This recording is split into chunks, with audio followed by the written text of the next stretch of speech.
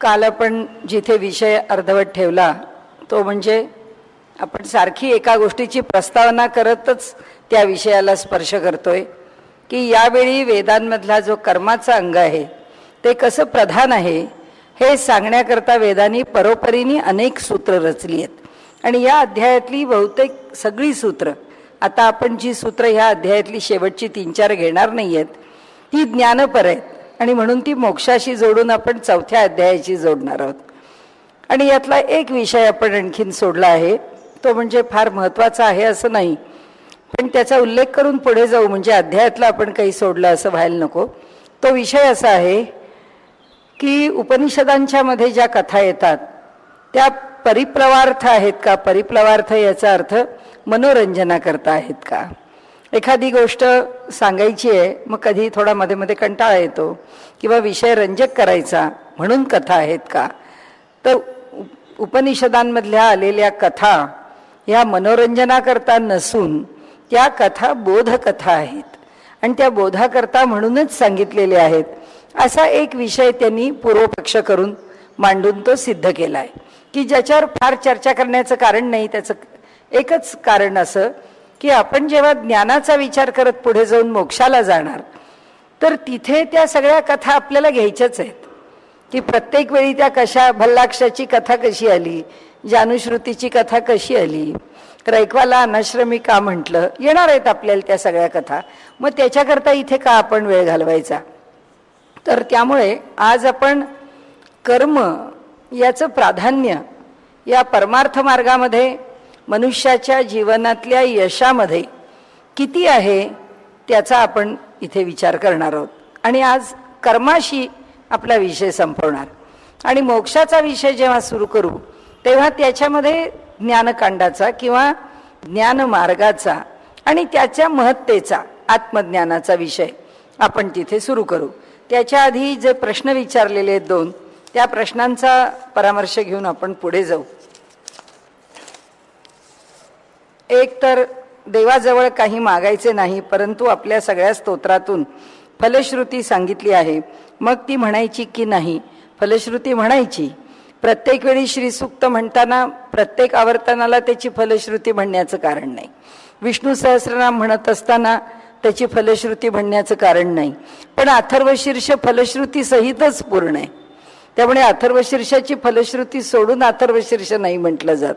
आपण फलश्रुती सहित अथर्वशीर्ष म्हणतो. फलश्रुती म्हणायची. 12 आवर्तनं करायची असतील तर प्रत्येक आवर्तनाला फलश्रुती म्हणण्याची या प्रत्येक ठिकाणी, म्हणजे आत्ता आपण उदाहरणं घेतली तशी श्रीसूक्त, विष्णू सहस्रनाम इथे घेण्याची गरज नाही. दुसरं म्हणजे देवाकडे काही मागायचं नाही. ठाकूरांनी म्हटल्याप्रमाणे की देवाला काही मागू नये आणि मागायचं असेल तर फक्त देवालाच मागावं. त्यामुळे आपल्याला जर मागायची वेळच आली तर देवाकडेच मागायचं आहे. त्यामुळे देवाकडे मागू नये हे अधिक चांगलं धोरण आहे. पण मागितल्याशिवाय आपलं भागत नाही आहे तेव्हा मागायचं तर माणसाकडे मागू नये. जसं मराठीतला म्हणीचा किंवा ह्याचा पद्याचा भाग आहे की स्तुती करावी परमेश्वराची, करू नये कधी ती मानवाची. स्तुती करायचीच असेल तर परमेश्वराची करावी, माणसाची कशाला करावी. जो सदोष आहे त्याच्या स्तुतीला अर्थ नाही म्हणण्याचं कारण असं की त्याची निर्दोष बाजू स्तुतीने सांगितली पण सदोष बाजू आहेच. ईश्वराजवळ काय दोष आहे. ईश्वराजवळ कोणताच दोष नाही. ज्याच्याजवळ कोणताच दोष नाही त्याची स्तुती करावी. आणि म्हणून मागायचं असेल तरी ईश्वरालाच मागावं. आणि न मागता आपला चालत असेल आणि आपल्याकडे तेवढं खंबीरपण असेल, धैर्य असेल तर त्याला काही मागू नये, सगळं त्याच्यावर सोपवून गप्प बसावं. फलश्रुती म्हणायची की नाही म्हणायची हे आपल्याला ठरवायचं कारण नाही. आपण एकदा आवर्तन केलं तर फलश्रुती एकदा म्हणून घ्यायची. अनेक आवर्तनं केली तर फलश्रुती सगळ्या आवर्तनानंतर शेवटी एकदा म्हणायची. नंतर स्तोत्र म्हणजे ही उपासनाच आहे ना. हो, उपासनेचं ते अंग आहे. अंग अशा करता की उपासना कोणत्या माध्यमातून करायची. नामस्मरणातून करायची का, स्तोत्र म्हणून करायची का, देवाला प्रदक्षिणा घालून करायची का, तीर्थाटन करून करायची. लोक आहेत असे की दर रविवारी इथून सप्तशृंगीला जाऊन परत येतात. दर रविवारची वारी आहे. लोक आहेत माऊलींच्या वाटेवरती. आपल्याला आषाढी कार्तिकीच्या वाऱ्या माहिती आहेत. आषाढीची पंढरीची वारी मोठी आहे, कार्तिकीची आळंदीची माऊलींची वारी मोठी आहे. पण असे काही वारकरी आहेत, आता पुष्कळ प्रमाण कमी आहे पण अजूनही पुष्कळ चांगलं आहे, की ते दर महिन्याच्या शुद्ध एकादशीला पंढरपूर आणि वद्य एकादशीला आळंदी, म्हणजे ते सारखे वारीतच असतात. ते इथून पंढरपूरला पोचतात, त्याची पालखी वेगळी आहे, ती पालखी घेऊन ते पंढरपूरला जातात. पंढरपूरला पोचले, दर्शन घेऊन वारी करत परत येतात मुक्कामी. परत येतात तोपर्यंत आळंदीला येण्याची वेळ होते. आळंदीचं दर्शन घेतलं की पुन्हा पंढरपूरला निघतात. पंढरपूरचं दर्शन घेतलं की आळंदीला. वर्षाचे 12 महिने ते आपल्या घरी जात नाहीत, ते अखंड आळंदी पंढरपूरच्या वाटेवरच असतात. उपासनाच आहे, कितीतरी प्रकार आहेत उपासनेचे. त्यामुळे स्तोत्र काम करताना म्हटलं तर चालतं का? चालतं. ईश्वराचं नामस्मरण केव्हाही केलं तरी सुद्धा चालतं. पण दिवसाकाठी उपासना म्हणून बैठकीवर बसून 5 मिनिटं तरी उपासना करावी. जे स्तोत्र दिवसभर जाता येता म्हणतो ते स्तोत्र मांडी घालून एक 5 मिनिटं बसून, काय त्या स्तोत्राला 2 मिनिटं लागत असतील तर 2 मिनिटं, पण एका जागेवर बसून काहीतरी जप करत असू तर 1 माळ तरी जपाची जागेवर बसून करावी. कारण त्याला बैठकीवरची उपासना म्हणतात आणि उपासनेला बैठक पाहिजे. बैठकीशिवाय उपासना होत नाही. त्यामुळे उपासना बसून करावी. दुसरं, व्यवहारात धार्मिक कर्म महिलांना नाकारले आहे, त्याबद्दल काही आपले मत. व्यवहारात धार्मिक कर्म स्त्रियांना नाकारलेलं नाही आहे. पूर्वीच्या काळी पुरुष जेव्हा बाहेर जात असत तेव्हा स्त्रिया रोज यज्ञाच्या आहुती स्त्रियाच देत असत. म्हणजे यज्ञकर्म पुरुषांना एकट्यांना करणं नाकारलेलं आहे, स्त्रियांना नाकारलेलं नाही आहे. स्त्रिया एकट्या यज्ञकर्म करू शकतात. त्यांना पुरुषाला निदान कनवटीला सुपारी तरी लावावी लागते. स्त्रियांना असलंही काही करावं लागत नाही. त्यांच्या त्या धार्मिक कर्म करू शकतात. आपल्याला धार्मिक कर्म म्हणजे नेमकं काय म्हणायचं आहे ते इथे स्पष्ट होत नाही, म्हणून आपल्याला जास्त बोलता येणार नाही. विधुर पुरुषाने धार्मिक कर्म केले तर चालते, विधवांनी केले तर चालत नाही. शास्त्र काय सांगते? आता आपला आजचा विषयच आहे म्हणून वाढवत नाही, तिथे आपल्याला उत्तर मिळेल. आणि पुढे पाप आणि पुण्य सापेक्ष आहे ना? नाही. पाप आणि पुण्य सापेक्ष नाही. पाप नाही म्हणून पुण्य आहे आणि पुण्य आहे म्हणून पाप नाही असं नाही आहे, किंवा पुण्य नाही म्हणून पाप आहे असं नाही. पाप पापच आहे, पुण्य पुण्यच आहे. आणि कुठल्याही कर्मामधला पापाचा अंश पापाचाच अंश आहे आणि कुठल्याही कर्मामधला पुण्याचा अंश पुण्याचाच अंश आहे. सापेक्षता नाही, ते निरपेक्षच आहे. पण त्याच्यामध्ये अधिकांश पाप असू शकतं आणि अल्पांशाने पुण्य असू शकतं. अधिकांशाने पुण्य असू शकतं, अल्पांशाने पाप असू शकतं. या जगामधले कोणतंही कर्म केवळ पाप किंवा केवळ पुण्य असूच शकत नाही. कितीही चांगलं कर्म आपण करत असलो तरी सुद्धा त्या कर्मामध्ये कुठे ना कुठेतरी उणीव नाही तर कमतरता राहतेच राहते. आणि त्यामुळे, कारण असं हे जगच द्वंद्वात्मक आहे, त्यामुळे या जगामध्ये कोणतीच गोष्ट ही अशी एकेरी संपन्न होणार नाही की फक्त पुण्य झालं फक्त पाप झालं असं होणार नाही. पुण्य आणि पाप या दोघांच्या मध्ये संमिश्रण आहे. फक्त पाप संमिश्रण कशा अर्थाने की 80% पुण्य आहे, 20% पाप आहे, 60% पुण्य आहे, 40% पाप आहे. अशा तऱ्हेने पुण्य पुण्य म्हणून भोगलं जातं, पाप पाप म्हणून भोगलं जातं. पाप केलं नाही म्हणून पुण्य झालं असं होत नाही, म्हणून ते सापेक्ष नाही. नंतर दुसरा एक विषय त्यातला पहिला प्रश्न म्हणून कळत नाही. मनुष्याला अंतिमतः मोक्ष मिळावा, त्याच्या आत्म्याला मुक्ती मिळावी, पुन्हा जन्म मरणाचा फेरा चुकावा म्हणून भगवंताची श्रद्धेने नित्य पूजा नामस्मरण साधना करावी असे अनेक ठिकाणी सांगितले आहे. त्याप्रमाणे रिटायर्ड झाल्यावर काहीशा भीतीने का होईना माणसे त्या मार्गाने जाण्याचा प्रयत्न करतात. हे विधान आहे, यातला प्रश्न कळत नाही. पण फक्त आपण एवढंच म्हणू की रिटायर झाल्यानंतर अलीकडचा किनारा सुटला आहे असं प्रत्येकाला वाटतं. 60 वर्ष पूर्ण झाली की आपल्या जीवनाचा आयुष्याचा जो काळ आहे तो पूर्ण झाला. म्हणजे आयुष्य मनुष्यानी 60 वर्षाचं जगलं म्हणजे ते पूर्ण झालं. आता याच्या पुढचं जे आयुष्य आहे ते ईश्वराने दिलेलं सगळंच आयुष्य ईश्वरानेच दिलेलं आहे, त्याच्याच कृपेने आहे. 60 पण त्याच्याच कृपेने पुरी होते. पण 60 वर्ष झाल्यानंतर मनुष्याला पहिलं तीर दिसायला लागतं, आणि पहिलं तीर दिसायला लागला की पुष्कळचं मनुष्याला जाणवायला लागतं, कळायला लागतं, त्याचा बोध होतो, देवाकडे मन वळतं.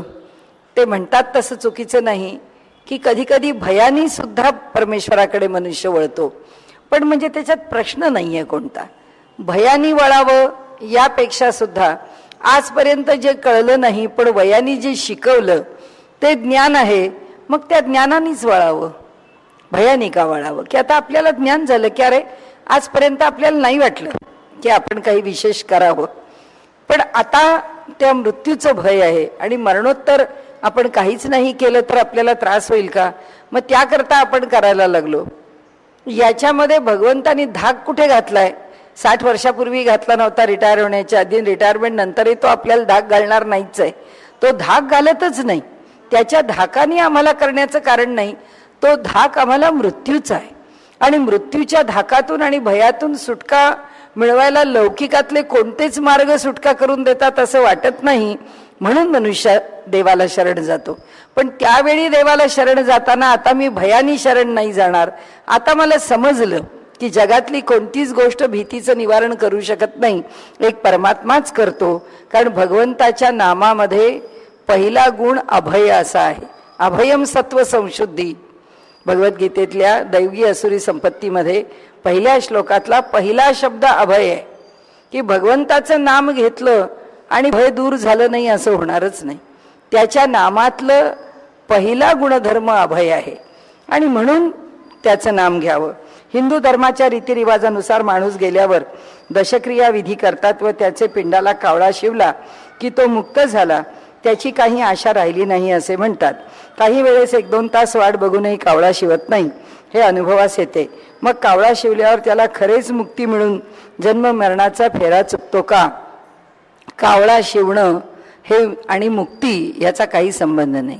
कावळा शिवणं आणि गती याचा संबंध आहे. आपण ज्या जीवाच्या गती पाहिल्या त्या ज्या गती आहेत, पितृयान मार्गाने त्या जीवाला गती मिळते, देवयान मार्गाने त्या जीवाला गती मिळते. सद्योमुक्तीमध्ये गतीच नसते आणि त्यामुळे तो जिथल्या तिथे मुक्त होतो. पण देवयान मार्गाने जातो म्हणून तो मुक्त झाला नाही, तो पायरी पायरीने मुक्ततेच्या मार्गावर जाईल. पितृयान मार्गाने गेला तर त्याला गतागता आहे, तो जातो येतो.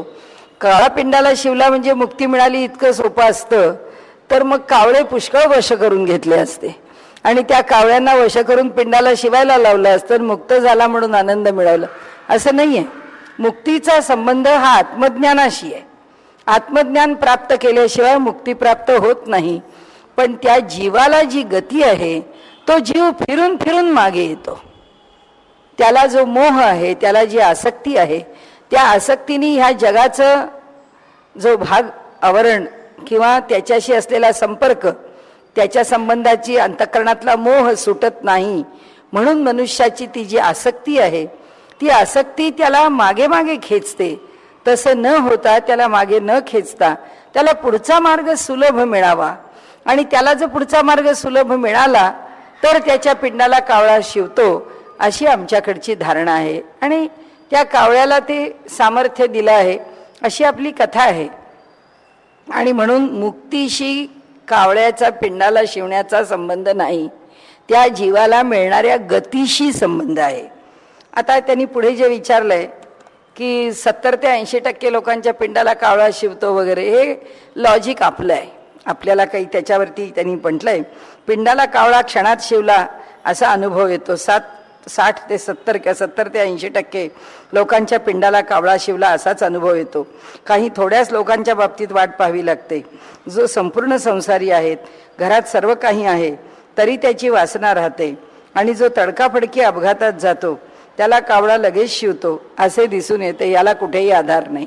ही आपली वैयक्तिक कल्पना आहे. असं तर मुळीच नाही हे नक्की आपल्याला सांगता येत. ही मुक्ती असल्यास ती कोणत्या प्रकारची आहे? ती मुक्ती नाही, ती गती आहे. आणि जर मनुष्याने आत्महत्या केली, जर मनुष्याला तडकाफडकी जावं लागलं तर क्वचित त्याच जीवाला क्लेश जास्त होतात. आणि कारण असं आहे की ज्याची कल्पना नाही आणि ज्या तऱ्हेने देहाला त्रास झालेला आहे त्यामुळे कदाचित झालाच त्रास तर त्या जीवाला होईल, इतरांना नाही. आपला जो विषय चालू आहे तो शमदमाच्या संदर्भामध्ये, म्हणजे कोणत्याही प्रकारचं वैदिक कर्म, कोणत्याही प्रकारचं इतर कर्म आम्हाला कळलं नाही, म्हणजे इतर कर्म म्हणजे ज्ञान आहे, भक्ती आहे, योग आहे, ह्या कुठल्याही मार्गाने जरी तो गेला नाही, त्याला कशाचंही ज्ञान नाही, तरी पण केव्हा तरी ईश्वराच्या संबंधाने आकर्षण निर्माण झालं आहे आणि ईश्वरापर्यंत पोहोचण्याची, मुक्ती प्राप्त करण्याची इच्छा अंतःकरणात निर्माण झाली आहे, तर त्याला शम आणि दम, त्याच्याबद्दल आपण काल बोलत होतो की बाह्य आणि अभ्यंतर असे दोन मार्ग आहेत. बाह्य मार्गाने शरीराच्या पातळीवरती कर्म करून आपण शमाचा मार्ग अभ्यंतराकरता ठेवून दमन, इंद्रियांचं दमन करून हा बाह्य मार्ग स्वीकारून आपण देहाला, मनाला वळण लावण्याचा प्रयत्न करतो. शरीराच्या क्रियांमधून देहाला वळण लावलं की त्यामुळे लागणारं मनाचं वळण आणि मनाला स्वतंत्ररित्या वळण, याच्याकरता त्यांनी अभ्यंतर मार्ग किंवा अभ्यंतर, ज्याला गुणांचा, कर्माचा, नियमांचा, स्वभावाचा लाभ होतो त्याच्याबद्दल वर्णन केलं. काल ते वर्णन करत आपण जिथे आलो त्या ठिकाणी आपण असं बघितलं की जे वागणं आहे आपलं ते कुणाही माणसाशी समान असावं. दया करणे जे पुत्रासी तेची दासा आणि दासी, त्यांनी कसं वागावं ते त्यांचं त्यांनी ठरवावं, पण आपली दया आपण बदलू देऊ नये. आपल्या अंतःकरणामधली माणुसकी आपण कधी सोडू नये. मनाला एकांतामध्ये रमवायची सवय लावून घ्यावी. आपल्याला माणसांशिवाय करमत नाही, एकटं बरं वाटत नाही. आपण घरात एकटे असलो तर सोबतीला कोणाला तरी या, झोपायला या, दिवसभर बसायला या, काहीतरी सोबत पाहिजे म्हणून कोणाला तरी घेऊन येतो. आपल्याला एकांतामध्ये रमता आलं पाहिजे आणि आपण आपल्या एकांतामध्ये आपल्या स्वतःला कुठेतरी गुंतवून जे घेणं आहे ते योग्य प्रकाराने गुंतवावं. त्याच्यामध्ये त्यांनी सांगितलं की लौकिकाविषयीचं प्रेम थोडं थोडं कमी व्हावं आणि आपल्याला आपल्या ठिकाणी रमता यावं. दुसऱ्यावर अवलंबून राहून आमचं ज्ञान, दुसऱ्यावर अवलंबून राहून आमचं सुख, दुसऱ्यावर अवलंबून राहून आमचा आनंद नाही कामाचा. कारण आम्हाला आमचा आनंद आमच्यात मिळवता आला पाहिजे, आमचं सुख आम्हाला आमच्यात शोधता आलं पाहिजे, आम्हाला आमच्यात रमता आलं पाहिजे. त्यांनी सांगितलं ईश्वराच्या शिवाय अधिक ममत्व आपण कुठेही वाढवत राहू नये. ईश्वराच्या ठिकाणी आपलं ममत्व वाढवत न्यावं. हवे नको हे जे द्वंद्व आहे ते कमी करत जावं आणि जसा लाभ आहे त्याच्यामध्ये संतोष स्वीकारावा किंवा मनाला समाधान वाटावं. चुकून जरी पाप घडलं तरी त्या पापाची खंत आणि बोच आपल्या अंतःकरणाला लागत राहावी. आळस, उपेक्षा, कंटाळा हा परमार्थाला बाधक आहे. कधीही आळसाला क्षमा नाही, त्याचप्रमाणे दांभिकतेला क्षमा नाही आणि उपेक्षेला क्षमा नाही. आणि म्हणून त्यांनी पुढे सांगितलंय की सुखदुःखाला, आपल्या सुखदुःखाला आपण कारण आहोत. भगवद्गीतेचा संदर्भ दिलाय. उद्धरेत आत्मनात्मानम न आत्मानम अवसादयेत, आत्मैव ह्यात्मनो बंधुर आत्मैव रिपुर आत्मना, की आपणच आपले मित्र आहोत, आपणच आपले शत्रू आहोत. आपल्यालाच आपला उद्धार करायचा आहे. आपण जर आपल्याला नाही उचलून घेतलं, आपल्या कुठल्याही कमतरता, उणीवा दूर करून आपण आपल्याला खंबीर नाही बनवलं तर आपणच आपलं नुकसान करून घेणार आहोत. म्हणून म्हणाले या तत्वाचं विस्मरण न होऊ देता साधकांनी शमदमाचा अभ्यास करताना याही गोष्टीचा अभ्यास करावा. नंतर श्रवण, चिंतन चालू ठेवावं. त्याच्यातून आपला विवेक जागृत करावा. हे योग्य आहे का, हे अयोग्य आहे, काय करावं, कसं करावं, आपण कसं बदलावं याविषयी विचार करावा. त्याप्रमाणे ते पुढे म्हणतात ईश्वरावर श्रद्धा ठेवून त्याच्यावर सर्वस्व सोपवून देऊन आपण प्रयत्नशील राहून दुर्गुणांना प्रयत्नपूर्वक दूर करून आपण आपला प्रवास साधनेचा चालू ठेवावा. आणि साधना लंबी रेस का घोडा आहे. जो साधक आहे, ज्याला खरंच साधना करून तिथपर्यंत पोचायचं आहे, त्याला फार थोडक्यात आपलं यश मिळणार आहे असं त्यांनी समजू नये. आपल्याला पुष्कळ लांब चालत जायचं आहे. त्यामुळे तेवढ्या दमदारपणाने चालत राहणे आणि म्हणून शमदमादी साधनं प्रयत्नपूर्वक सांभाळावीत. ही शमदमादी संपत्ती आपल्या अंगामध्ये पुरतेपणाने जर बांधली तर आत्मज्ञानाची प्राप्ती झाल्याशिवाय राहत नाही. असं कर्माच्या बद्दलची इथे एवढी स्तुती करत असताना त्यांनी त्या गुणांच्या विषयीचं फल सांगितलंय की कर्म त्या करताय की शमदम साधण्या करताय, तितिक्षा, शांती, समाधान हे सगळं साधण्या करताय. आणि म्हणून प्रसन्नता, शांतता आणि संतोष ही जी सगळी लक्षणं आहेत ती ज्ञानप्राप्तीची आहेत. जो ज्ञानी आहे तो संतुष्ट आहे, जो ज्ञानी आहे तो समाधानी आहे, जो ज्ञानी आहे तो शांत आहे. नाही तर ज्याच्याकडे ज्ञान नाही त्याच्या मनाला सारखी चलबिचल आहे, त्याचं मन सारखं कुठल्या ना कुठल्या तरी गोष्टींनी व्यस्त आहे. म्हणून म्हणाले हे सगळे जे गुण आहेत ते सगळे अनुष्ठान करावेत कर्मानी.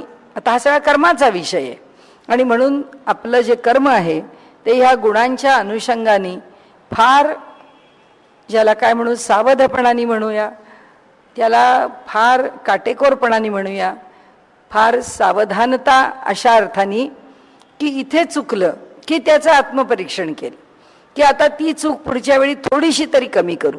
एकदम कोणतीच चूक कमी होत नाही. आणि म्हणून हळूहळू कमी करताना सुद्धा कोणत्याही काय धक्का जोरदार मनाला कुठंच द्यायचा नाही. एकदम मनाला काहीतरी बदलवायला निघालो तर मन बदलणार नाही. एकदम बदलवायला निघालो आणि त्या मनाच्या ठिकाणी दमन करायला लागलो, उलटं झालं. आपण दमन इंद्रियांचं करतो. इंद्रियांचं दमन करताना सुद्धा इंद्रिय 100% ऐकत नाहीत, 80% ऐकतात. मग त्यांना कंटाळा येतो केव्हा तरी, नको असं होतं. असं ज्यावेळी इंद्रियांना होतं तेव्हा ते बेगुमान होतात, तेव्हा ते बेलगाम होतात, तेव्हा ते बेछूट होतात, तेव्हा ते ऐकेनासे होतात, आपल्या नियंत्रणात राहत नाही. त्या क्षणात त्या इंद्रियांना सोडून द्यावं. त्याचं कारण असं आहे त्यांना सुद्धा फार परीक्षा त्यांची एकदम पाहू नये. कारण जर इंद्रियांनी नाही ऐकलं तर तिकडे मन ऐकत नाही. ते मन सुद्धा बंड करून उठतं आणि बंड करून उठणारं जे मन आहे ते एका क्षणात या टोकावरून त्या टोकावरती जायला तयार नसतं. त्याला हळूहळू इकडून तिकडे न्यावं लागतं. म्हणून ज्यावेळी ते म्हणतात आता मला हे बिलकुल नको, त्यावेळी त्याचा कौल समजून त्याला मोकळं सोडून द्यावं की ते कुठेही जात नाही. कारण त्याला गुळाची गोडी कळलेली आहे.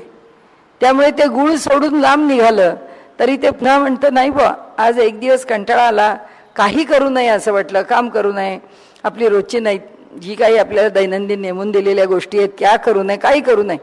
एक दिवस नाही, सकाळचे 4-5 तास कंटाळा केला की दुपारी लगेच वाटते कसला कंटाळा केला, आपण काम करून मोकळं झालं असतं तर बरं झालं असतं. म्हणजे त्या मनाला एकदा मोकळं सोडून त्याच्या मनाप्रमाणे वागल्यावर त्याचं त्यालाच कळतं की ही मोकळी काही फारशी चांगली नाही, आपलं हे रोजचं रुटीन आहे. म्हणून म्हटलं की आपण जे म्हणतो ना शो मस्ट गो ऑन, त्या मनाला हे पक्क कळलं पाहिजे आणि मानलं गेलं पाहिजे की नाही, जे आपण स्वीकारलंय, जे पत्करलंय ते असंच्या असं रोज आपल्याकडनं केलं गेलंच पाहिजे. ते त्याला थोडं तरतमा असेल तो आपला भाग आहे की किती ताणायचं, किती कमी करायचं. त्या मनाच्या कल बघून किंवा त्या मनाच्या दृष्टीने काय झेपणार आहे ते बघावं. पण मनाला फार एकदम नियंत्रणात टाकू नये. मन नियंत्रणात राहायला तयार नसेल तर त्याला मोकळं सोडावं. आणि त्यांनी सांगितलं की जसं वाऱ्याशिवाय किंवा वायूशिवाय श्वसन नाही, श्वसनाशिवाय जसा प्राण नाही, प्राणाशिवाय जसं जीवन नाही, तसंच ज्ञानाशिवाय शम नाही.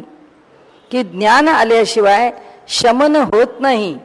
कारण ते ज्ञान असं एका क्षणात येत नाही, हळूहळूच येतं. आणि म्हणून शमन प्राप्त व्हायला म्हणजे मनाचं शमन व्हायला, आमच्या अंतःकरणाचं शमन व्हायला त्याला काळच द्यावा लागतो.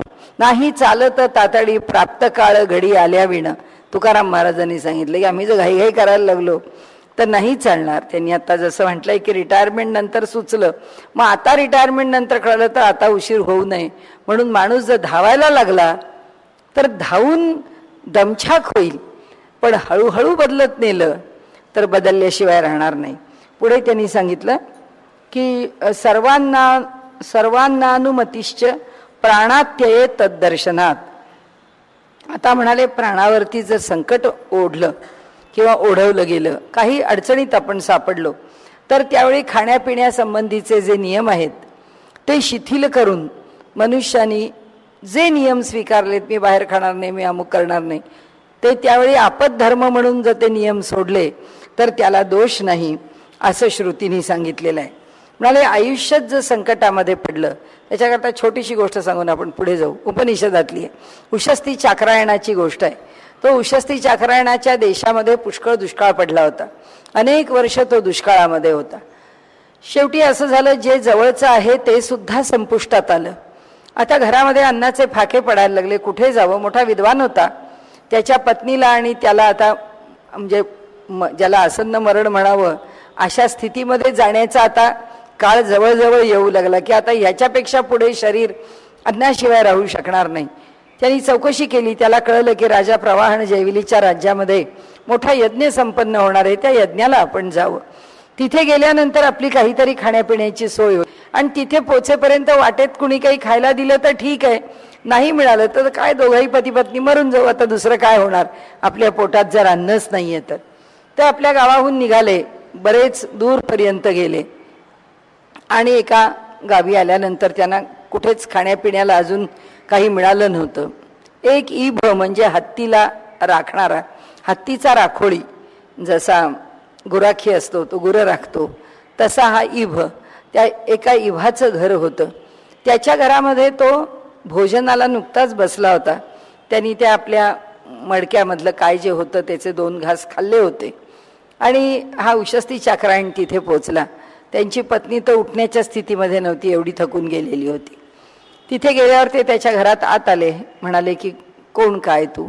तेव्हा त्यांनी सांगितलं, मी असं आलेलो आहे, या राजा प्रवाहन जैविलीच्या गावाला मला जायचं आहे, पण आम्हाला वाटेत काहीच खायला मिळत नाही. आता अशी परिस्थिती आहे की आता जर घासभर खायला मिळालं नाही, घोटभर पाणी जर नाही मिळालं आम्हाला, तर मात्र आम्ही आता जिवंत राहणं अवघड आहे. तर तो इभ म्हणाला, काय करावं, आमच्याही गावाची अवस्था तीच आहे, दुष्काळ पडलेला असल्यामुळे काहीच खायला मिळालेलं नाही. मला थोडेसे हुलगे मिळालेत कुठेतरी, म्हणून मी ते शिजवले आणि ते शिजवलेले हुलग्याचे मी 2 घास खाल्ले, तुम्हाला काय देऊ? उशस्ती चाक्रायणाने सांगितलं, तू अजून जिवंत राहण्याच्या स्थितीत आहेस, ते मला तू दे. ते म्हणाले, एवढे मोठे तुम्ही दशग्रंथी ब्राह्मण विद्वान पंडित, माझं उष्ट खाणार, तर मला काय करणार? देह धारण केला पाहिजे. त्यांनी त्या अन्नातले म्हणजे त्या हुलग्यांमधले 2 घास हुलगे खाल्ले. ते म्हणाले, मला आली तरतरी, पोटात अन्न गेल्याची तरतरी आली. आता 2 घास हुलगे माझ्या पत्नी करता दे आणि आता तुझा देह धारण करण्याकरता हे हुलगे घे. तो म्हणाला, बाबा तुम्ही हे 2 घास हुलगे खाल्लेत माझ्याकडचे, आता पाणी प्या. तो म्हणला, मी तुझ्या हातचं पाणी पिणार नाही. ते म्हणले, वा, हे अजिबच आहे, माझे उष्टे हुलगे खाल्ले आणि माझ्या हातचं पाणी पिणार नाही म्हणाले. ते म्हणाले, आपदधर्म आहे, आपत्काळी मला तुझं हे उष्ट खाल्ल्याशिवाय जर हा प्राण धारण करता नाही आला, म्हणून त्यांनी सांगितलंय की प्राणात्यये तद्दर्शनात सर्वान अनुमतिश्च, सगळ्या गोष्टींना अनुमती आहे प्राणाला धारण करण्याकरता.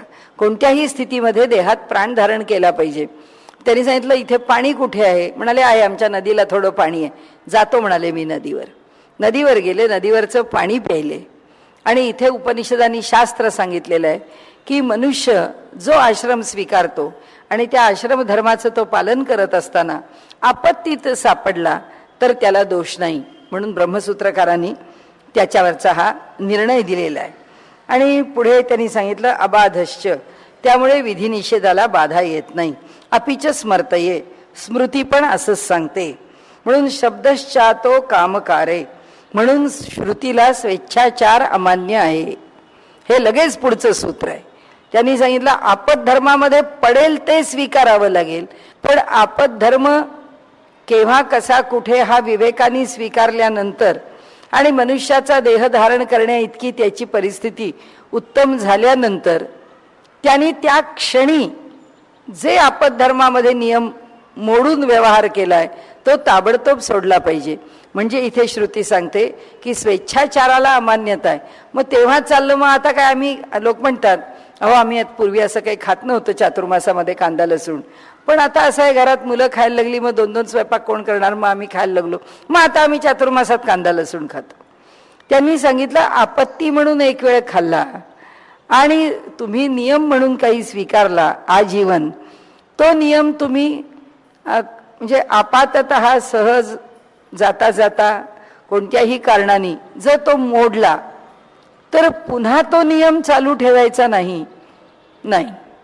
तो आपत्तीमध्ये त्या नियमाला बाधा आणली, पण कायम स्वैराचाराला श्रुती म्हणते आम्ही मोकळीक देत नाही. एरवी पुन्हा नियमाने वागा म्हणून शब्दाश्चातो कामकारे, म्हणूनच श्रुतीला स्वेच्छाचार अमान्य आहे. आणि विहितत्वाच श्रमकर्मापी, त्या त्या आश्रमाची आवश्यक कृत्य जी आहेत ती त्या त्या आश्रमातल्या सगळ्यांनी करावीत. सगळा भर जो आहे ना तो विहित कर्मावरती आहे, आपल्या स्वधर्माच्या आचरणावरती आहे, की आमच्यावरती कशाची जबाबदारी आहे आणि आत्ता आम्हाला कोणतं काम करणं आवश्यक आहे. आजच्या भाषेत बोलायचं तर आमची आत्ताची प्रायोरिटी काय, की प्रायोरिटीने आम्हाला कोणतं काम केलं पाहिजे, आधिक्याने महत्त्वाचं म्हणून कोणतं काम केलं पाहिजे, हे एक म्हणजे गृहस्थाला. आणि प्रत्येक आश्रमाला त्या त्या आश्रमाची बंधनं आहेत, नियम आहेत, ते काटेकोरपणाने पाळले पाहिजेत. गृहस्थाश्रमी माणसाच्या घरी अतिथी आला आणि काय हे लोक येतात बाबा, कंटाळून गेलो आम्ही, असं म्हणून आलेल्या माणसाला मग तुम्ही बाहेर जेवून येता का, मग आत्ता स्वयंपाक नाही आहे घरी केलेला, हे गृहस्थाश्रमाला चालणार नाही. त्या आश्रमाला आलेल्या माणसाचं आगत स्वागत आदरातिथ्य त्या अतिथीचं केलंच पाहिजे. म्हणजे प्रत्येक आश्रमाचे नियम धर्म आहेत, ते त्या त्या आश्रमाने पाळलेच पाहिजेत. गृहस्थाश्रमाला आपत्तीमध्ये आलेला मनुष्य साधक बाधक विचार करून त्याला काही मदत करणं आवश्यक असेल तर केली पाहिजे. त्याला मदत करणं आवश्यक आहे एवढं लक्षात ठेवून कुणी चोर भामटा आला आणि त्याला घरात जवळ केला तर आपलाच नाश आहे. म्हणून विवेक नेहमीच जागृत पाहिजे, की कुठल्याही भावनेच्या आहारी न जाता योग्य तऱ्हेने कुणाला केव्हा कशी कुठे मदत करायची त्याच्याही बाबतीमध्ये तारतम्य आपल्याला ठेवलं पाहिजे. आणि म्हणून त्यांनी इथे सांगितलं की पहिल्या ब्रह्मचर्याश्रमामध्ये मुलांनी फक्त अध्ययनच करावं. आज असं आहे, अध्ययनाच्या आधी बाकीच्याच गोष्टी पुष्कळ आहेत. त्यांचे ड्रेसेस, त्याच्या इस्त्र्या, त्याच्याबरोबर त्यांचे बूट, त्यांचे मोजे, त्याचे जोड, त्यांचे पुन्हा एका ड्रेसबरोबर 4 ड्रेस. आता ही जी सगळी शिक्षण पद्धती आहे ही पाश्चात्यांवर आधारित आहे. मुलांना पाहिजे कशाला, आमच्याकडे 2 कपडे मुलांना, तिसरा कपडा आपला ओला झाला म्हणून, कपडे वाळले नाहीत म्हणून, काहीतरी आपत्ती म्हणून तिसरा, आणि बाहेर जायला यायला एका माणसाला 4 कपड्याशिवाय कपडे नाही. सगळ्या घरादाराचे कपडे एका कपाटात. आता एका माणसाला 4 कपाटं लागतात, कारण त्याचे कपडेच इतके आहेत की त्याला पुरतच नाही. त्याच्या आवश्यकता त्यांनी इतक्या वाढवल्या. आणि ब्रह्मचर्याश्रमामध्ये मुलांनी ज्ञान ग्रहण करायचं का, आमच्या मुलांना मोबाईल पाहिजे, आमच्या मुलांना सर्फिंग पाहिजे, आमच्या मुलांना 2 व्हीलर पाहिजे, आमच्या मुलांना ट्रिपा पाहिजेत, आमच्या मुलांना व्हिडिओ गेम्स पाहिजेत. त्या बुद्धीच्या चिरफाड्या किती करायच्या. ती बुद्धी कोणत्याही विषयाचं आकलन करण्याकरता एकाग्र होऊन तो विषय अधिकाधिक समजून घेऊन त्या विषयामध्ये आपल्याला विशेष प्रावीण्य मिळवण्याकरता जी मेहनत आहे ती करायला मुलांना आहे कुठे वेळ.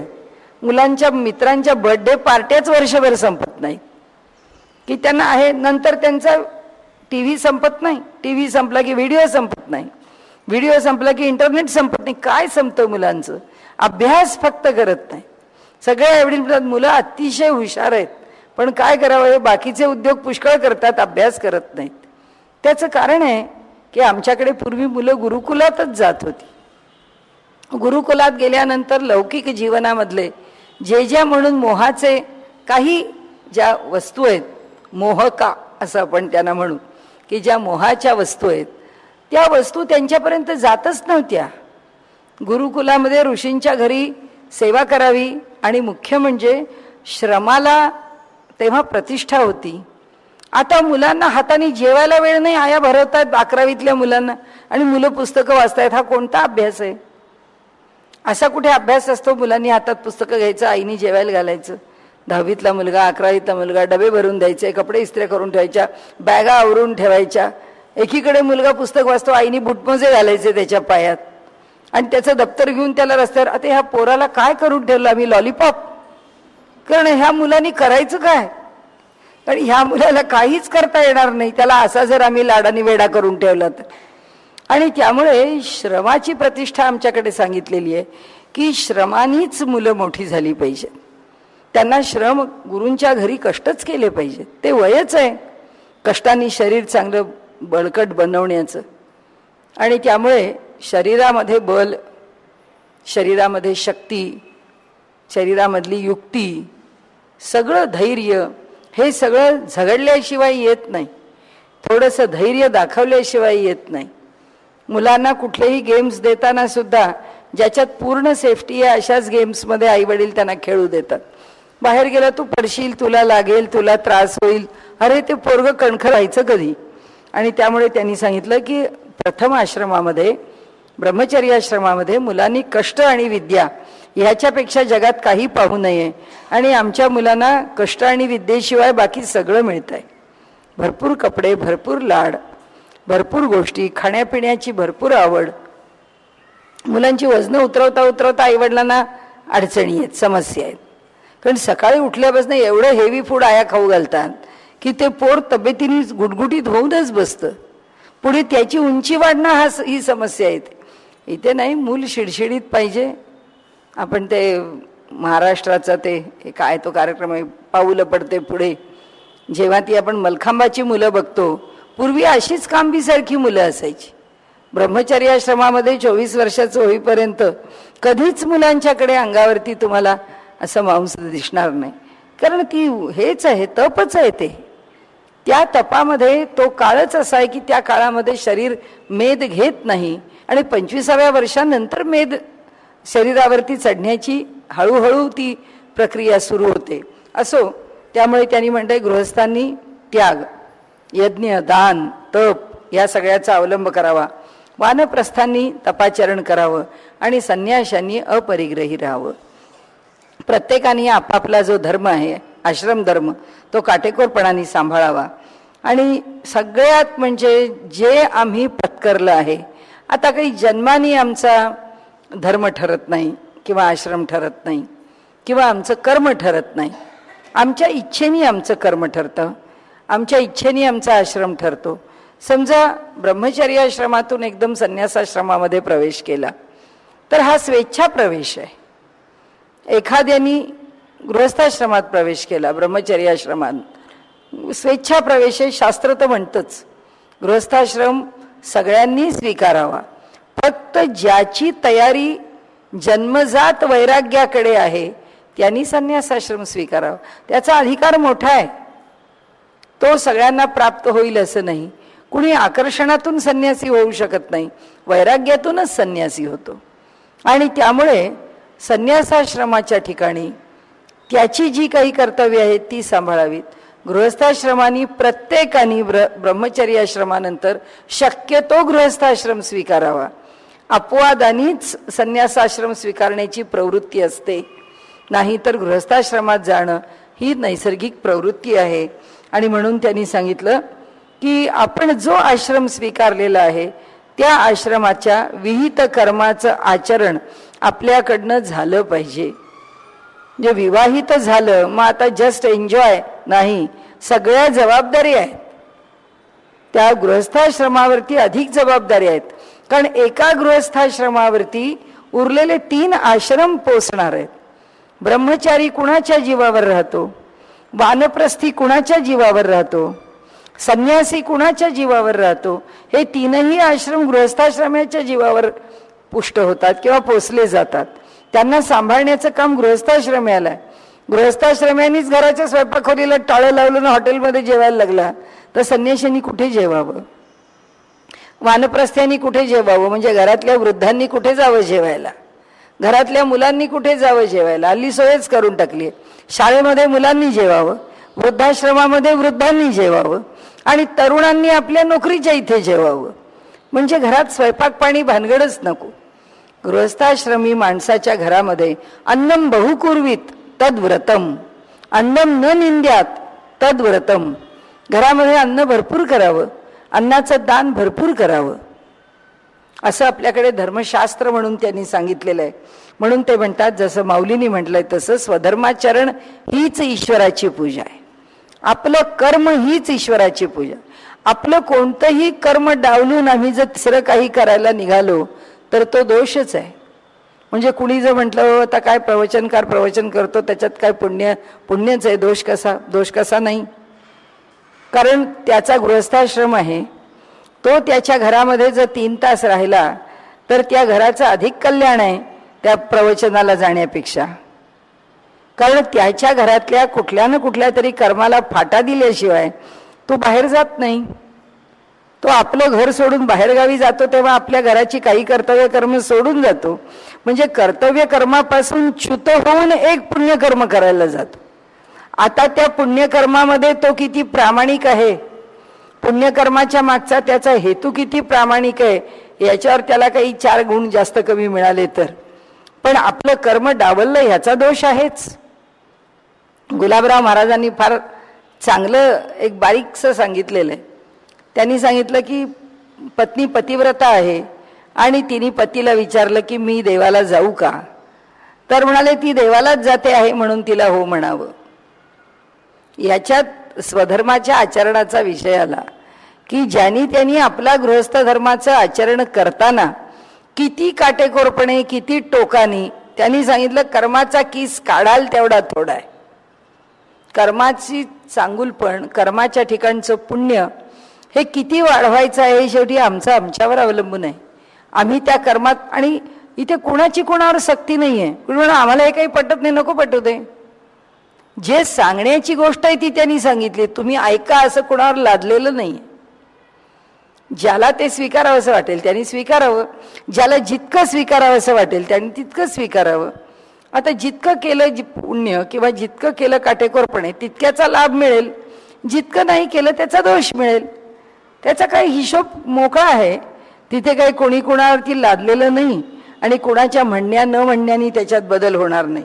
म्हणून त्यांनी सांगितलं की केवळ कर्तव्यबुद्धीनी, आदराने, प्रेमाने, ईश्वरार्पण भावनेनी कर्म करावं. ईश्वर हा करता करविता आहे, आपण त्याचा दास आहोत, ही भावना ठेवून आपला प्रपंच यथाशक्ती यथामती आपण करावा.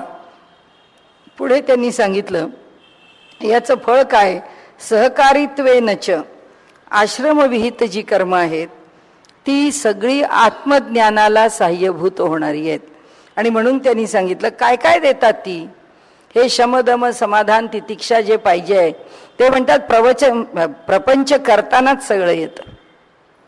प्रपंचामध्ये जितका शमदमाचा अभ्यास करावा लागतो, जितका तितिक्षेचा अभ्यास करावा लागतो, जितका समाधानाचा अभ्यास करावा लागतो, तितका क्वचित इतरत्र. कारण इतरत्र झगडा कमी आहे ना. इतरत्र आपण स्वीकारलेला जो मार्ग आहे तो कठोर आहे, तो अवघड आहे, पण त्या मार्गामध्ये फार बाहेर झगडायचं नाहीये. तुकाराम महाराजांना रात्रंदिना आम्हा युद्धाचा प्रसंग, आम्हाला आमच्याशी झगडायचंय. संन्याशाला आपल्याशी झगडायचंय, वानप्रस्थ्याला आपल्याशी झगडायचंय, ब्रह्मचार्याला आपल्याशी झगडायचंय, पण गृहस्थाश्रमाला सगळ्या आघाड्यांवर झगडायचंय. त्याची मुलं आहेत, त्याची बाळ आहेत, त्याचं कर्तव्य आहे, त्याचं कर्म आहे, त्याचा समाज आहे आणि त्याला अनेक बंधनांनी बांधलेलं आहे कर्तव्याच्या. त्या सगळ्याशी त्याला जुळवून घेताना सारखं समाधान ठेवायचं आहे. म्हणून ते म्हणतात इंद्रियांना बलवान होऊ देता कामा नये, बुद्धीला स्थिर ठेवावं, त्याच्यातून तपाची सवय लागते. हे आपलं घर असं एकच, मी तर त्याला पर्यायी शब्द काढलाय, मला तेवढा एक बरा वाटतो की शो मस्ट गो ऑन. जसं घर आहे तसं घर शेवटपर्यंत चाललंच पाहिजे, रोज चाललंच पाहिजे, चालवलंच पाहिजे, त्याला काही पर्याय नाही. कारण हे तप जर आम्ही करू, आज कंटाळाला आज हॉटेलमध्ये जेवलं, उद्या कंटाळाला ट्रिपला निघून गेलं, परवा कंटाळाला बाहेर मैत्रिणीकडे जेवलं, हा प्रपंच नाही आहे. अपवाद मान्य आहे पण नियम सांभाळला तर अपवाद आहे. इथे अपवादानेच नियम सांभाळला जातोय, त्याला काय करायचं. म्हणून ते म्हणतात शरीराला न पीडता, गृहस्थाश्रमामध्ये कुणीही आपल्या शरीराला पीडा देऊ नये. उपाशी राहिला, फार कष्ट केले, फार संतापला, फार दगदग झाली, म्हणून मनूनी सांगितलंय की घरात जर पुरुष कर्तबगार आणि बलवान आहे तर घरातल्या कोणत्याही स्त्रीला, म्हणजे मुलगी आहे, सून आहे, बायको आहे, भावज आहे, कोणतंही नातं असो, कोणाही स्त्रीच्या डोळ्यात पाणी येता कामा नये, कोणाही स्त्रीला घरामध्ये दुःख होता कामा नये. ज्या घरामध्ये स्त्रीला दुःख आहे त्या घरामध्ये दारिद्र्य आणि आपत्ती ठेवलेलीच आहे, इतकं म्हणून कठोरपणाने सांगितलंय. त्यामुळे घरामध्ये संतुष्टता कुटुंबामध्ये राहिलीच पाहिजे. कोणाच्याही शरीराला मनाला पीडा होता उपयोगी नाही. म्हणून म्हणाले संतोषाची परिस्थिती गृहस्थाश्रमी माणसाला निर्माण करणं फार अवघड आहे आणि त्याच्याकरता हे सगळे गुण त्याला आपोआप अंगामध्ये बाणावे लागतात. सर्वथापित एवो भयलिंगात नित्य कर्म ही आश्रमविहित कर्म म्हणून आणि ज्ञानास साह्यभूत कर्म म्हणून दोन्ही प्रकारांनी उपयोगी पडतात. आणि म्हणून आश्रमविहित कर्म शास्त्राच्या आधाराने आपल्या निष्ठेने आणि आवडीने आपण करावीत.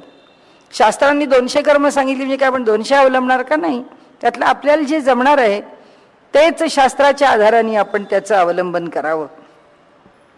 आता दुसरा एक विषय सांगितला की आपलं जीवन रक्षण करण्याकरता आपल्याकडनं जर काही चूक झाली तर प्रायश्चित्त हे त्याच्यावरती उपाय म्हणून सांगितलेलं आहे की प्रायश्चित्त ही शिक्षा आहे. आपण आपल्याला प्रायश्चित्त घ्यावं. आपण जर ते शंकराभरणम सिनेमा पाहिला असेल तर त्यांनी ते प्रायश्चित्त हातावरती कापराची वडी ठेवून तो हातच त्यांनी आपल्याकडनं जाळून घेतलेला प्रायश्चित्त आहे की आपल्याला आपल्याकडनं काय चुकलं. एवढा मोठा शास्त्री पंडित आहे, एवढा मोठा विद्वान मनुष्य आहे, पण त्यांनी आपल्या ठिकाणी आपल्या लेकीला विरोध केल्याबरोबर त्यांनी त्या ठिकाणी आपल्याला शिक्षा. ज्याचं मन पूर्ण स्वच्छ आहे त्याला आपलं काय चुकलं हे माहिती आहे आणि जे चुकलं आहे त्याला शिक्षा जर करून घेतली, त्याच्याकरता प्रायश्चित्त केलं तर त्याचा त्याला लाभ आहे. पण वाटेल तसं दुसऱ्याला ठार करणं, दुसऱ्यांच्या स्त्रियांना असुरक्षित ठेवणं, कुठल्याही प्रकारच्या चोऱ्या माऱ्या असे मोठे मोठे गुन्हे करणं आणि प्रायश्चित्त घेतो म्हटलं, शास्त्रांनी सांगितलं याला प्रायश्चित्तच नाही आहे. या गोष्टींना प्रायश्चित्त नाही, त्याला शिक्षाच आहे. त्याला प्रायश्चित्त असूच शकत नाही. आणि त्यामुळे आपल्याकडे कठोर वाटेल म्हणायला आणि त्याच्यावरती लोकांनी धर्माला पुष्कळ बडवलं, पण मुसलमान लोकांनी मात्र ते काटेकोरपणाने पाळलं की ज्या हाताने वस्तू चोरली तो हातच तोडला. आणि आमच्याकडे जन्मठेपेची शिक्षा झालेला बाहेर माणूस आला की त्याच्या रिहॅबिलिटेशनचा विचार माणुसकीच्या दृष्टिकोनातून केला. त्याचं कसलं आलंय रिहॅबिलिटेशन? म्हणजे त्याला वाटणारच नाही कधी मी खून केलं तर चुकलोय, खून करून एका घराचं मी नुकसान केलंय, त्याचं कसलं रिहॅबिलिटेशन करतात? त्याला पश्चाताप दग्ध होऊ द्या. आणि म्हणून त्यांनी इथे सांगितलंय की कोणत्या सामान्य पातकातून मुक्तता आहे. आणि म्हणून आपल्याकडे आठवड्याला 15 दिवसाला नाही तर महिन्याला एक तरी उपवास करावा. आणि तो उपवास प्रायश्चित्त विधी आहे की महिन्याभरामध्ये आम्ही ती भाजी परततो, आम्ही तो तांदूळ शिजवतो, आम्ही ते दूध तापवतो, आम्ही त्याचं दही करतो, ते सगळं खातो पितो, अनेक जीवजंतूंना चालताना मारतो, श्वास घेताना मारतो, अनेक जीवजंतू मरत असतात. तर त्या सगळ्याचा जो दोष आहे तो दोष त्या एका उपवासाने परिहार हो, ते त्या दोषाचं प्रायश्चित्त आहे. हा जो आहे हा प्रायश्चित्तानी, त्या प्रायश्चित्त घेण्यानी हा दैनंदिन आवश्यक भाग आहे. आपण त्या सगळ्याचा आत्ता विचार करायला नको, मागे केलेला आहे. आगस एनस आणि अंहस नावाची 3 प्रकारची पातक आहेत. त्या पातकांचा विचार आणि पुढे आला विषय तर आपण त्याचा पुन्हा एकदा विचार करू. पण इथे प्रायश्चित्त विधी हा मोठमोठ्या पातकांकरता नाही, वैयक्तिक पातळीवरती किरकोळ पातक झालेलं आहे आणि त्याला उपकुर्वाण असं म्हटलेलं आहे की जे उपकुर्वाण कर्म आहे त्या कर्माला प्रायश्चित्त होऊ शकतं. कारण ते किरकोळ आहे, फार दुसऱ्याचा तोटा करणारं कर्म नाही आहे. पण दुसऱ्याला फार छळलेलं, दुसऱ्याला फार त्रास दिलेलं, दुसऱ्याचा तोटा करणारं असं जे कर्म आहे त्याला प्रायश्चित्त विधी नाही.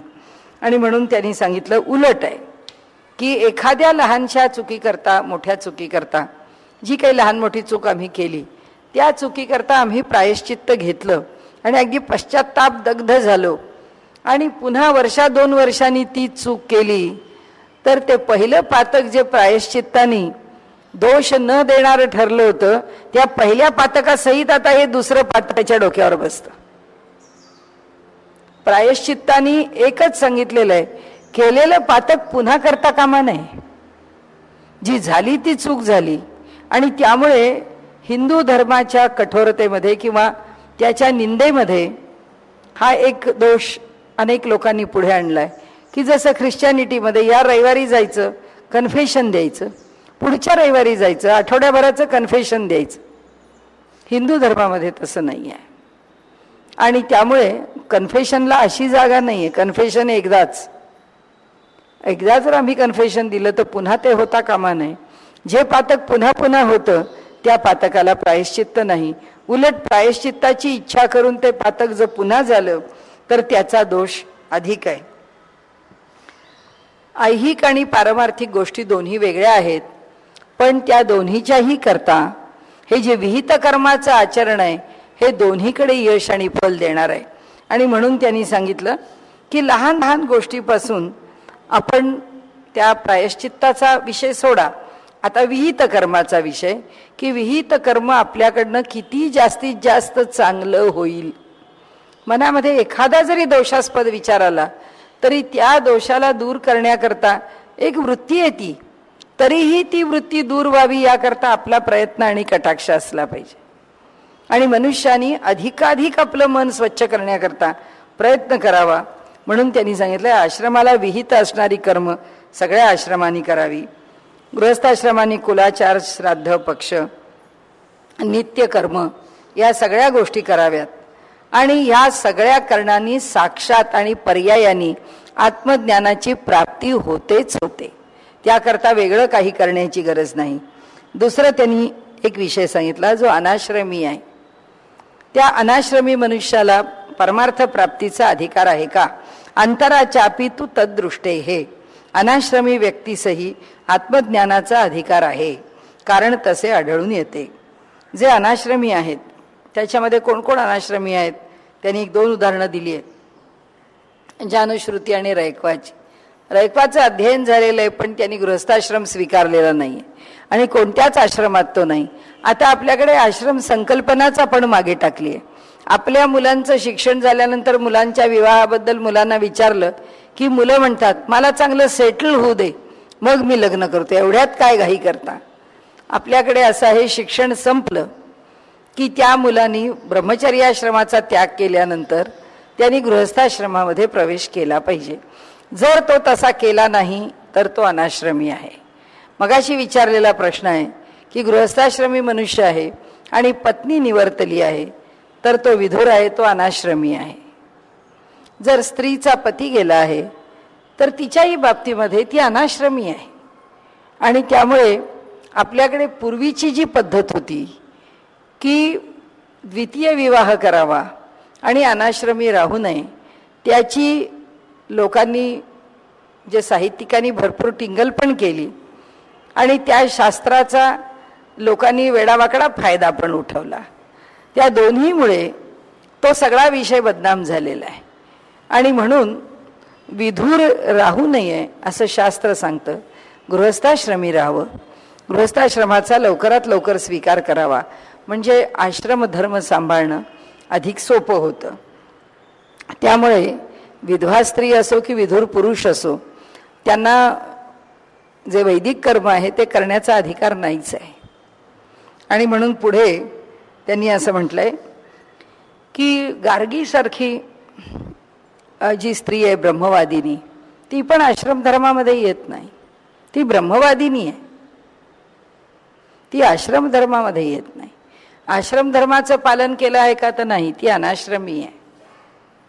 म्हणजे आपल्याला एक विषय घ्यायचा आहे पण तो आपण मोक्षामध्ये घेणार आहे. आत्ता जाता जाता फक्त त्याचा उल्लेख करून आपण पुढे जाऊ की आत्मज्ञानाच्या प्रांतामध्ये कोणी संत कोणापेक्षा कमी नाहीत. शारदा माता विवाहबद्ध आहेत. त्यांनी आपल्या वैवाहिक जीवनामध्ये गृहस्थाश्रमाचं आचरण 100% काटेकोरपणाने केलेलं आहे. त्यांनी त्यांच्या प्रत्येक आश्रमामध्ये, त्या सगळ्याचा मला उहापोहा आत्ता करायचा नाही, आपण जेव्हा पुढे करू तेव्हा करू, त्या आत्मज्ञानी आहेत, त्या थोर आहेत, त्या साक्षात परमेश्वराचा अवतार आहेत. लौकिकामध्ये बघितलं तर एक मोठं संपन्न असं अधिकारी व्यक्तिमत्व त्यांच्यासारखं क्वचित झालं असेल असं एवढं मोठं व्यक्तिमत्व आहे. तशाच संत मीराबाई आहेत. तेही आत्मज्ञानाने परिपूर्ण असलेलं फार थोर अधिकार असलेलं व्यक्तिमत्व आहे. पण ह्या दोन व्यक्तिमत्वात फरक काय आहे? एकाने विहित कर्माचं आचरण करत आत्मज्ञान मिळवलंय आणि एकानी विहित कर्म झुगारून देऊन मिळवलंय. आत्मज्ञानाच्या पातळीवर दोघांमध्ये फरक नाही, पण वेदांच्या पातळीवरती फरक आहे. त्याची चर्चा आत्ता आपल्याला जास्त करायची नाही. आपल्याला मोक्षाच्या प्रांतामध्ये आपण जाऊ तेव्हा त्याची चर्चा करू. आणि म्हणून आपल्याकडच्या ज्या विराण्या आहेत तुकाराम महाराजांच्या, म्हणून म्हटलं आता आपण त्याच्यावर जास्त बोलायला नको. आम्ही बिघडलो तुम्ही बिघडा ना, हे जसं नुसतं म्हटलंय, पण त्या विराण्यांमध्ये त्यांनी म्हटलंय की बळीयाचे संगे आम्ही झालो बळवंत, असं म्हणून स्वतःचा प्रपंच सोडून बाहेर पडलेल्या या ज्या विरहिणी आहेत त्या कशा आहेत. ही जी भक्ती आहे ही जारिणीची भक्ती नाही आहे, पण ह्या भक्तीला सँक्शन आहे का विहित कर्माच्या आचरणामध्ये? तर नाही आहे. त्याच्यात अधिकार प्राप्त आहे का? आहे. अधिकार सारखा आहे का? आहे. पण हा मार्ग सगळ्या निंदेसकट स्वीकारलाय, म्हणून म्हटलं त्याची चर्चाच आपण स्वतंत्रपणे करूया. म्हणून त्यांनी सांगितलं की अनाश्रमी कुणी राहू नये आणि आश्रम स्वीकारल्यावर आश्रमाचं काटेकोरपणे पालन केल्याशिवाय सुद्धा राहू नये. आणि त्याच्या पुढे त्यांनी सांगितलं की काही उपवासादी कर्म आचरून त्याच्यामधून शरीराला कष्ट देऊन आपल्या ठिकाणी अधिकार प्राप्त करून घेऊन ईशभक्ती नामस्मरण तीर्थयात्रा इच्छा असली तर कशाचं अनुष्ठान असं करत आपलं विहित कर्म अधिकाधिक समृद्ध करत जावं. अपिच स्मर्तये, स्मृती ही तशीच सांगते की ज्यांना वर्णाश्रमाचा अधिकार नाही त्यांना उद्धरून जाण्याकरता ईश नामस्मरणासारखा दुसरा उपाय नाही. भगवंताची भक्ती ही त्या सगळ्यांकरता आहे. ते सुद्धा आपण मोक्षामध्ये पाहू की कुणाला नाही, कुणाला आहे, मग कुणाला का नाही, मग त्यांनी भक्तीच्याच मार्गाने का जावं. तर तो आत्ता विषय नाही, कारण तो मोक्षाकरताचा विषय आहे. म्हणून आपण तो विषय इथे सोडू. त्यांनी असं म्हटलंय की विशेष परिस्थितीमध्ये अनाश्रमी लोकांच्या वरती ही कृपा होते आणि त्यांना आत्मज्ञान प्राप्त होऊ शकतं. विशेषानुग्रहश्च, हा विशेष अनुग्रह आहे त्यांच्यावरती. आणि म्हणून म्हणाले आश्रमाचा अनाधिकारी असला तरी सुद्धा आत्मज्ञानाचा अधिकार, ईश्वराचा साक्षात्कार हा त्यांच्यावर होतो. जसं आत्ता एक उदाहरण घेतलं तेच घेऊन पुढे जाऊ. मीराबाईंचं उदाहरण घेतलं, जनाबाईंचं उदाहरण घेतलं, पण पुढे जाऊ. त्यात त्यांनी सांगितलं की अनाश्रमी होऊन परमेश्वराच्या विशेष कृपेवरती अवलंबून राहून आत्मज्ञान का मिळवावं?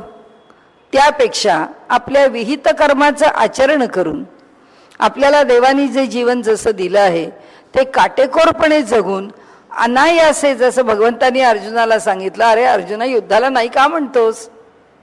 कारण युद्ध कुणाच्याही जीवनामध्ये असं धर्मयुद्ध उभं राहतं का?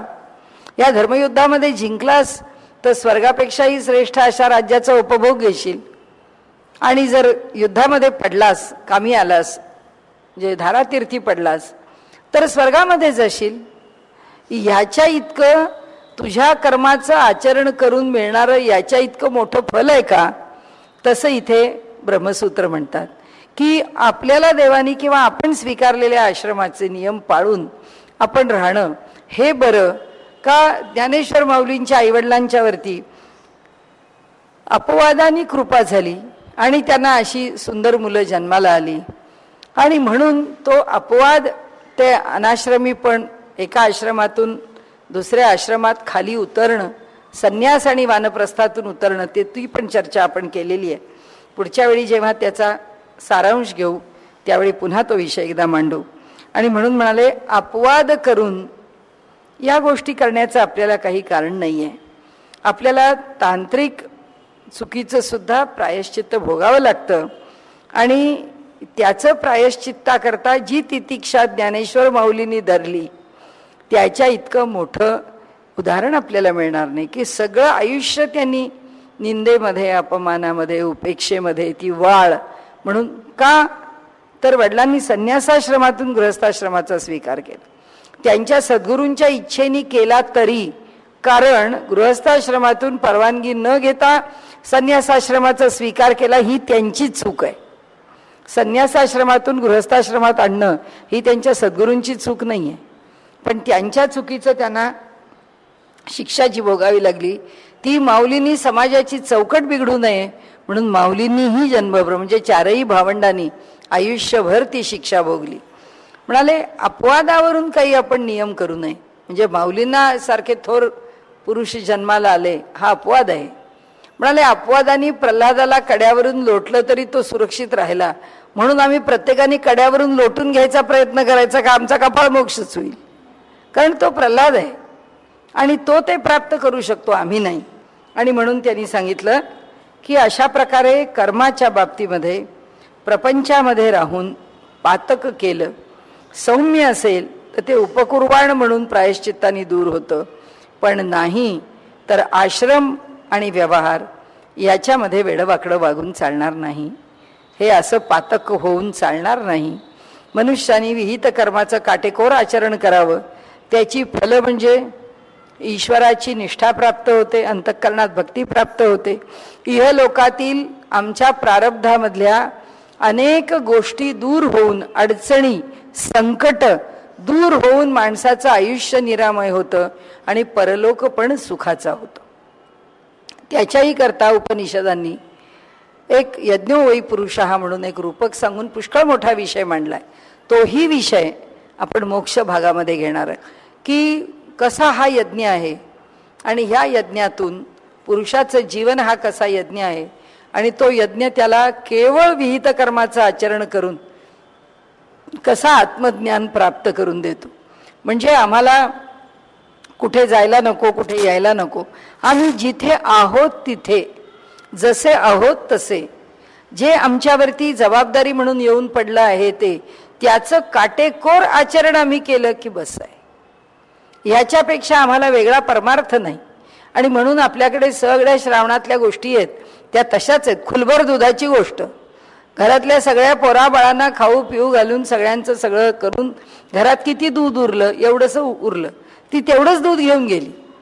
शंकराचा गाभारा हंड्यांनी दूध ओतली, त्यांनी नाही भरला, तिच्या त्या खुलभर दुधानी भरला. कर्तव्याचं आचरण आहे. अशा या सगळ्या कथा आपल्याला बोध देत असतात की कसा व्यवहार करावा, काय करावा. तर असो, कर्माच्या बद्दल जितकं मांडावं तितकं थोडंच आहे आणि ते संपणारं नाही आहे. पुन्हा जेव्हा ज्ञानाचा विचार करू तेव्हाही कर्माचा विचार येणारच आहे, कारण कर्माशिवाय तरी ज्ञान कुठे मिळत आहे. त्यामुळे ज्ञान आणि कर्म याचा समन्वय शेवटपर्यंत होतच राहील. आणि तो जो मोक्षाचा भाग आहे, मोक्ष कशाला म्हणतात, मोक्ष कसा असतो, हे वैकुंठात जाऊन का राहतात, भगवंताचं कार्य करण्याकरता का तयार होतात, भगवंत हे जग कसं निर्माण करतो, मोक्षानंतरची गती काय देतो, अनेक विषय आहेत त्याच्यामध्ये चर्चेला. त्या सगळ्याचा विचार आपण यथावकाश करू. हे आपलं जे 21 दिवसांचं सत्र आहे ते आपण यावेळी हा जो ब्रह्मसूत्राचा 3रा अध्याय आहे त्या अध्यायामध्ये जो विषय होता की कर्म आणि ज्ञान यांच्यामधला झगडा, त्याचा निर्णय, कर्म श्रेष्ठ का ज्ञान श्रेष्ठ याचा उहापोह आणि कर्म आणि ज्ञान यांचा समन्वय, या सगळ्या गोष्टी या ठिकाणी सांगितलेल्या आहेत.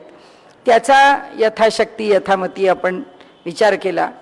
आपलं भाग्य आहे म्हणून एवढ्या चांगल्या पवित्र ठिकाणी ब्रह्मसूत्रासारखा विषय मांडायला मिळणं आणि श्रवण करायला मिळणं, आणि ते सुद्धा इतक्या पावन अशा संन्यासिनींच्या सहवासामध्ये मिळणं की त्यांनीही आमच्याबरोबर तो ब्रह्मसूत्र ऐकायला बसावं, याच्यासारखा श्रोता वक्ता कोणाचंही भाग्य नाही.